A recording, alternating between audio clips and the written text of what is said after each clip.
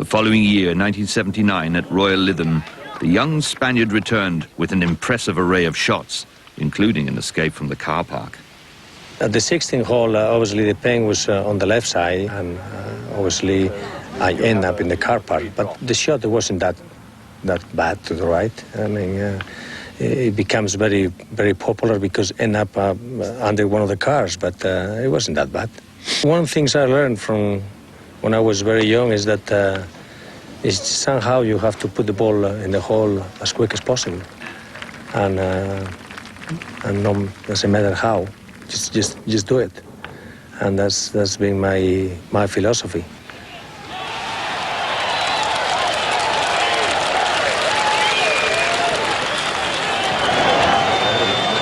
It was an immensely popular first win. Obviously, I have won 3 times the Open, but winning the first time is always the one you always keep in your mind. And I remember I have my 3 brothers there, and it was very, very special. The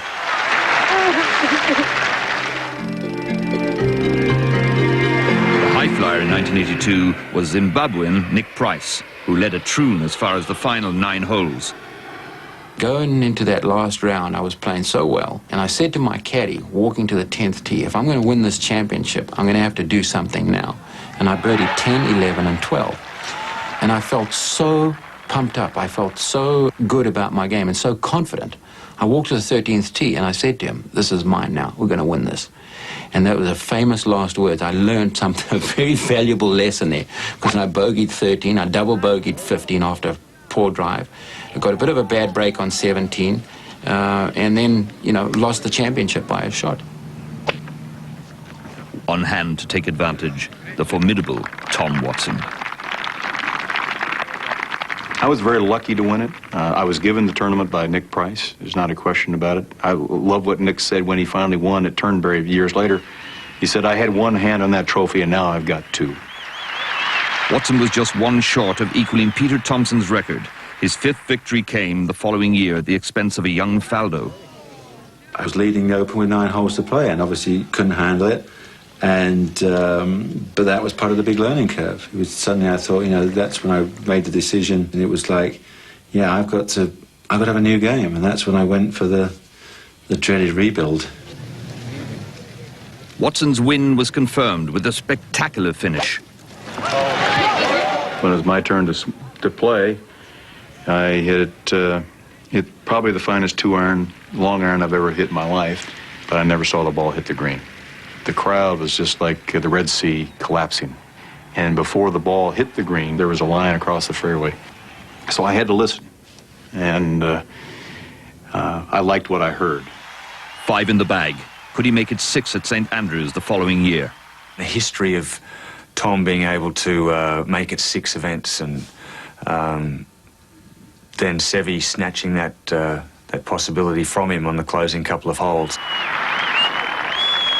Seve, tied for the lead, was on the 18th green for 2. When I hit the putt, I knew it was a little bit to the right, but I don't know if it was my energy or whatever, I don't know, but somehow it looks like it, and I pushed the ball into the hole and finally dropped in, and that was the moment that I knew I was the Open champion again. And obviously winning the Open is fantastic, but winning the Open at St. Andrews is very special, and not many people can have that luck.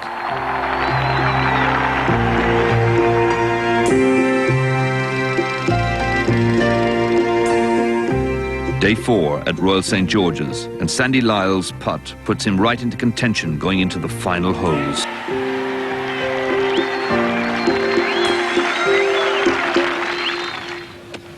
I had a nice shot into 15 feet, which was about as good as you could get at that time because of the way the pin was and the way the greens were.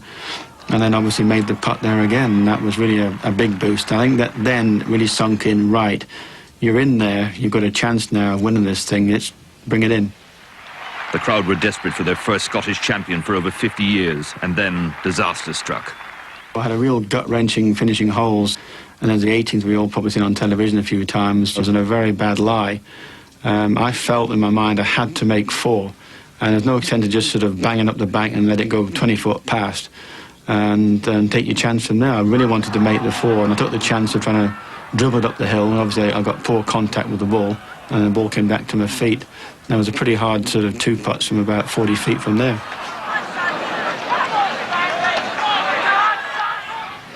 Luckily, Lyle recovered quickly to become the first Briton to win since 1969, and in so doing, proved to the delight of the crowd that nice guys can win.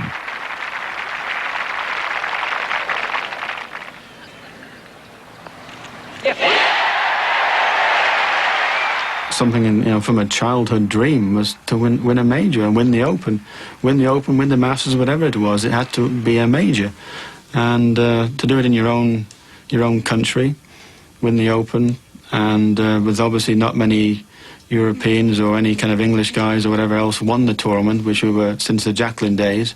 It was very nice and pleasing to be the first one. Three-time winner Faldo has always been a home favourite. At the past Champions Challenge, he entertained fellow players and the crowd. Back in 1987, after years of self-doubt and changes to his game, Faldo's win displayed his self-achievement. I battled hard. I call them the dark years, through the rebuild, and then it finally suddenly clicked. In the spring of '87, and then I came back from America and I won the Spanish Open, and it's funny, I sort of said to myself, yeah, I'm sure I said something, you need another one. I said, no, don't worry, I'm going to win the Open. When you look back and see the film now, it was, especially on that Sunday, we played in pea soup, and the golf ball was going nowhere. And when you're trying to win your first Open, I genuinely was in the zone, as we want to call it. I was totally absorbed in myself, and that's what got me through.